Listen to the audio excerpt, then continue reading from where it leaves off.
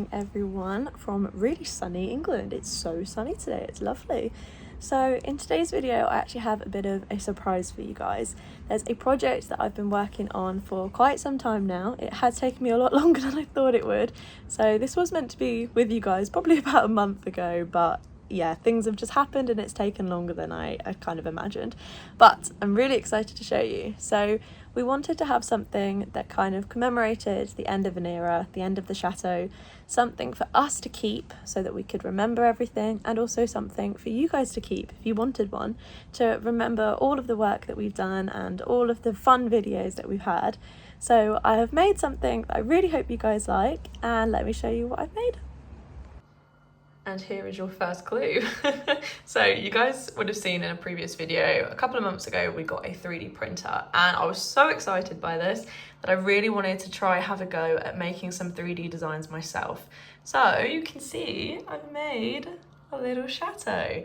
Now these are all the alterations, all the different designs that I've played around with and styles that I've tried, and you can see that one. This is how long I've been doing this for. You can see that one is 2 months ago, so this has been in the works for quite some time.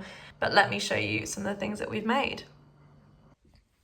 These are a couple of test prints that I did to begin with. So this was the very first chateau that I designed, and you can see it hasn't got anything on these top bits, and it's all just plain. We also had a problem with the stairs at the back and they broke off. So following on from that one, we went to this one. I decided to put some bricks on it to see how it would look. You can see that there are just too many of them. They look too scattered. We decided that we preferred the other design. We did try print spindles that went on the top. I can't remember exactly what they're called, but these spikes here, but they are just too small. You can see this is just the size of my hand. I've got pretty small hands as well. So it was really, really fine prints, those. And so they have just broken off. That one at the back has stayed, but yeah. But we're going to play around with them now since we've got these test prints, and we're going to paint them and see what they look like.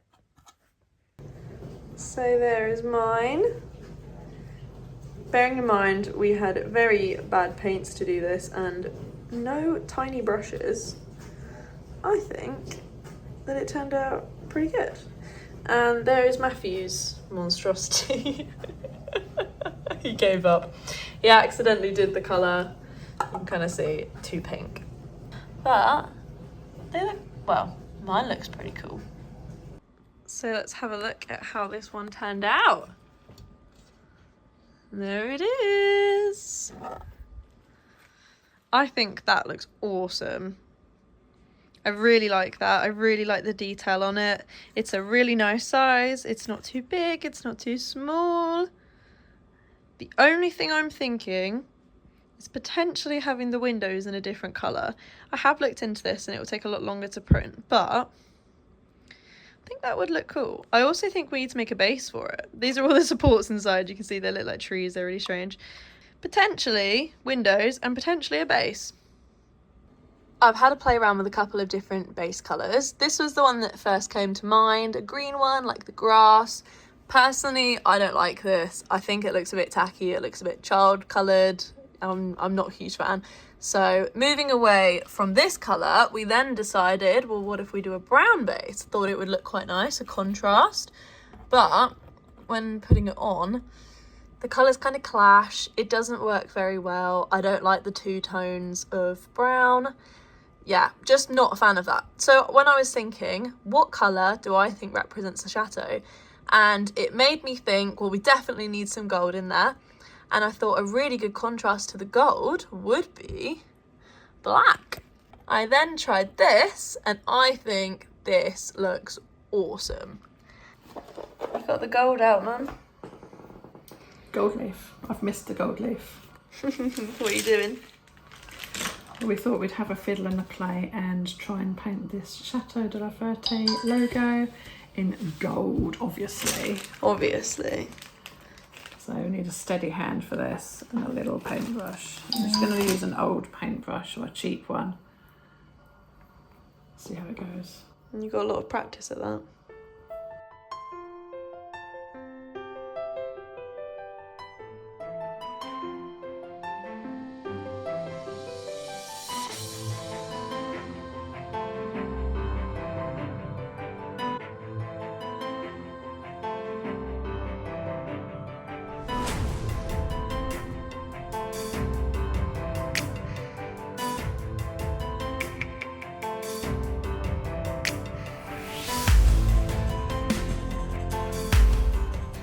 Okay, it's time. I've done the changes to the chateau. I've done the changes to the base.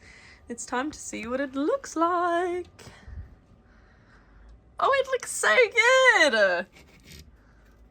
Look at that. Oh, I'm so happy with that.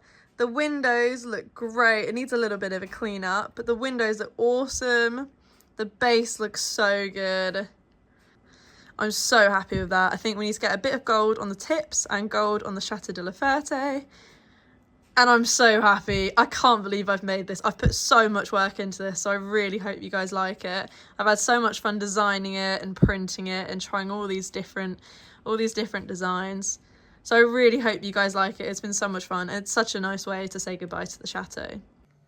And here it is, the very final version. This one is a tiny bit messy. This is one we were kind of playing around with a little bit, but there it is. I'm so happy with it and how it turned out. I'm really proud of it, and it's really solid and sturdy. So obviously I designed it myself, we then printed it ourselves, and then Mum has added the gold onto the tips of the chateau and onto the Chateau de la Ferte written at the bottom. So this was 100% made by us, 100% printed by us, painted by us, and it will be sold straight from us. So don't worry about any external companies or anything being involved. This is all completely made by us, and we really hope that you guys like it and you guys want to get your hands on one. This is kind of just a one-off farewell to the chateau. Kind of like, I can't remember what they're called. They call them like a love letter to the chateau or something like that. So that's what this is, and I hope you guys like it. You can find a link in the description to our Etsy shop where we will be selling them. And please just bear in mind, we do have to, obviously because they are handmade, we have to print every single one ourselves. So these take about 9 hours to print. So they may not be with you, it might not be Amazon next day delivery, it may take a little bit longer, but yeah, we hope you like them.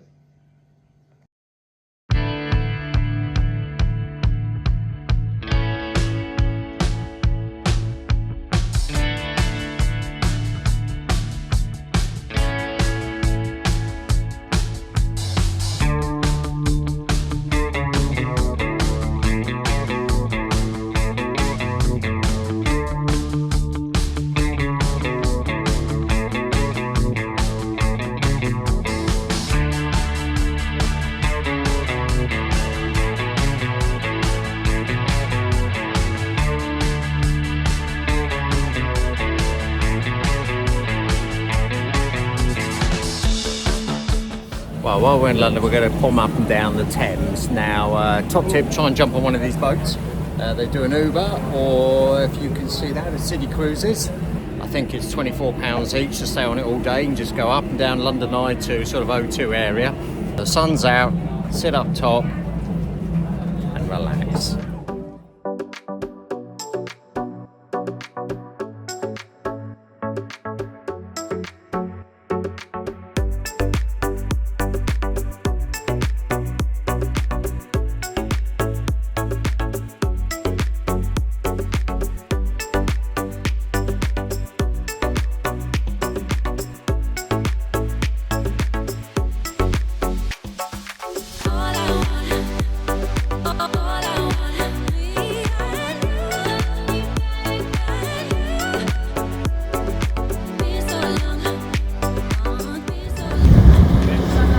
In a hurry to get somewhere. What's Carol done now, I wonder?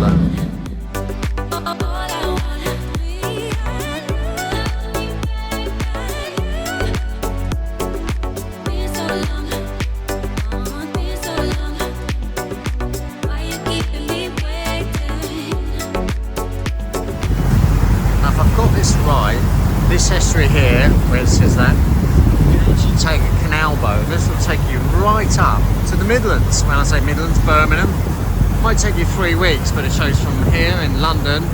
We can by boat go all the way up the canals. On a holiday if you wanted to, a lot of people do. And then you see in the background Canary Wharf. Not a big lover of that, but at night time it does look spectacular. Just because you're living in London doesn't mean you can't go to the beach. And Actually, when the tide's out, you get a lot of these pockets of sand and gravel all the way along the Thames, actually. Sometimes you'll see people out with their metal detectors. Good luck. Actually, some of these little pockets are pure sand. But the tide at the moment, not quite halfway in, so most of these will disappear soon. So we're back near St Catherine's, where we showed you earlier. We come for breakfast sometimes. And check out the old barges.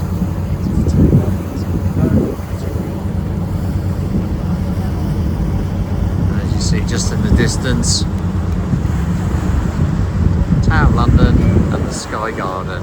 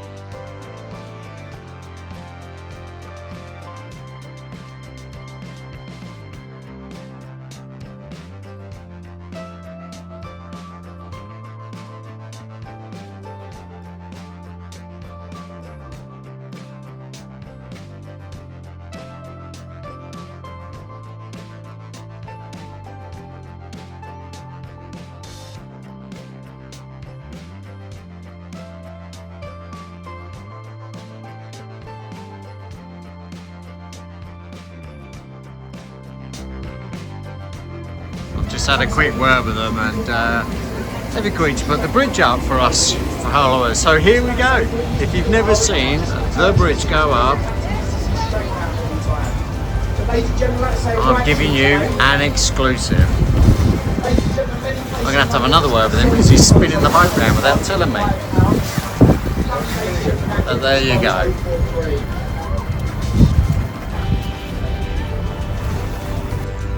Well, Carol's happy. Probably Carol that persuaded him. So that's it, ladies and gentlemen, we're for a right treat today because normally we don't get to Chateau, but you join the sort of bright time here on the River Thames. We get that lovely iconic photo right here on the River Thames. Now it does go higher than that, but obviously it doesn't need to with this boat.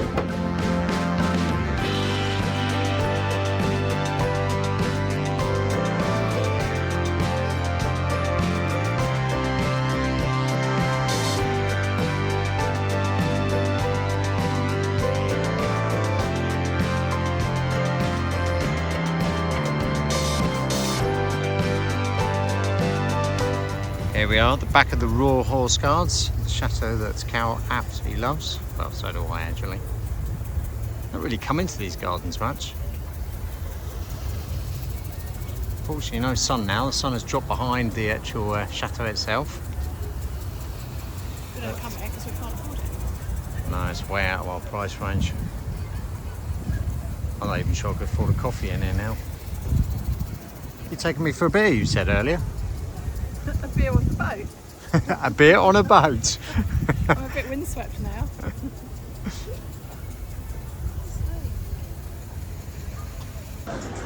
Wherever I go, there's gold. Well, I popped back on the boat again because this is one spectacular boat. And I thought, do you know what? I'm going to come back and show you all close up. And it is incredible. So if I've got this right, I haven't actually read up, so correct me, I'm sorry if this is wrong, but I think the hull is made of copper, which is one of the reasons it's so fast. As I said, it will do 25 knots, which is incredible. That's on full, obviously full sail, and I think the fact that because it's made of copper, it doesn't get the problem a lot of boats do with the algae sticking to it. So it's always clean and crisp, so yes. I think someone told me it sailed back from Sydney in 63 days. I can assure you that is fast. Right, so I'm just going to wander around here and see if we can actually see the Royal Observatory, which is right at the top of the hill in Greenwich, and that's the bit where I send the GMT, the Meridian Line. So that's the place where you can, well, you can put one foot on the eastern side and one foot on the western side, but I'm not sure if I'm going to be able to see it from where we are, but let's go and have a look.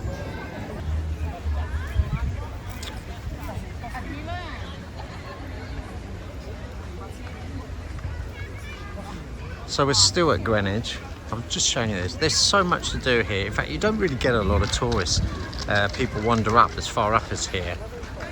I would say please do. It really is better. There's so much going on up here with the restaurants, etc. right on the riverfront, stalls, activities, and to me it's quieter actually, although there seems to be a few people around today, but it is a stunning place to go to, and if you're feeling fit you can walk up to the Royal Observatory. I'm not feeling fit, so I won't. Oh, Carol might be, she's flying off. Yeah, I would put that on as a recommendation if you come into London.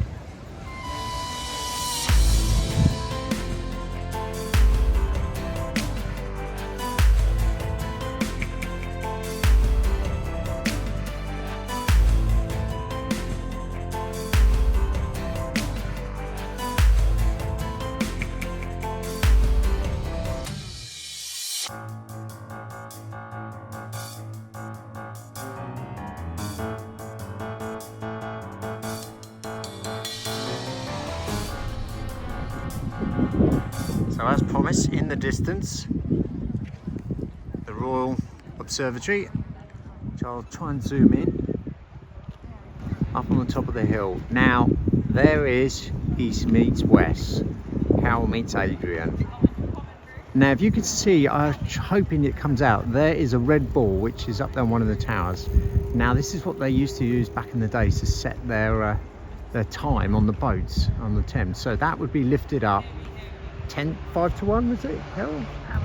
5 to 1, and then dropped at exactly 1 o'clock. They drop it, and that's how they set their time. There's an interesting fact for you, and I never knew that. But yeah, stunning place, and I definitely recommend, if you have the time, come down to Greenwich. Excuse the state of me, been on a boat all afternoon, but I've spotted gold. Straight away, I'm attracted to it. Attracted to anything that's got gold Why on it. with me then? Well, I'm trying to keep up with you. Oh, very nice. Nice building, actually, forget the gold. Details. Wow. Do you know what? You just can't beat these old buildings.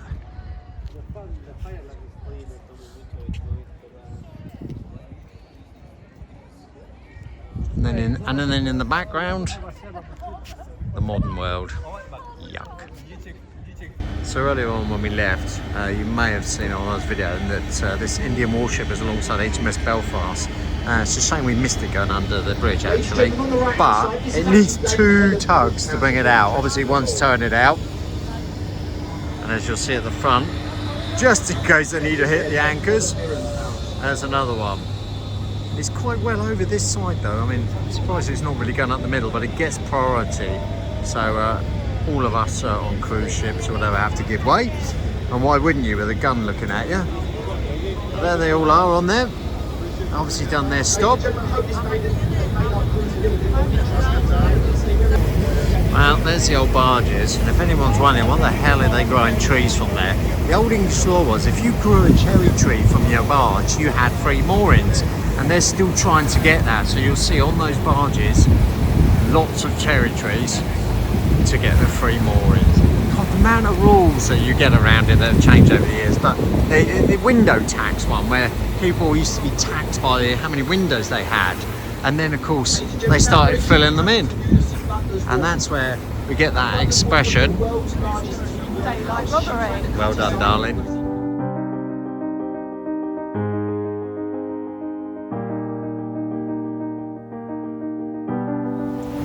So at Blackfriars Bridge, I'm just going to point out, you may be wondering, if anyone comes up here, why on earth they've left those pillars there. And the simple reason is they cannot risk taking them down and then affecting the foundations with the other two bridges. So that is the reason. This is also the bridge where you'll see, really they say salt water becomes fresh water. So that's sort of the halfway point. And it's distinguished by freshwater birds on this side, and then on the other side of the bridge, I try and point out, so this is the freshwater birds, and on the other side is the sea bird. So this is the point they say where salt water mixes, becomes a freshwater.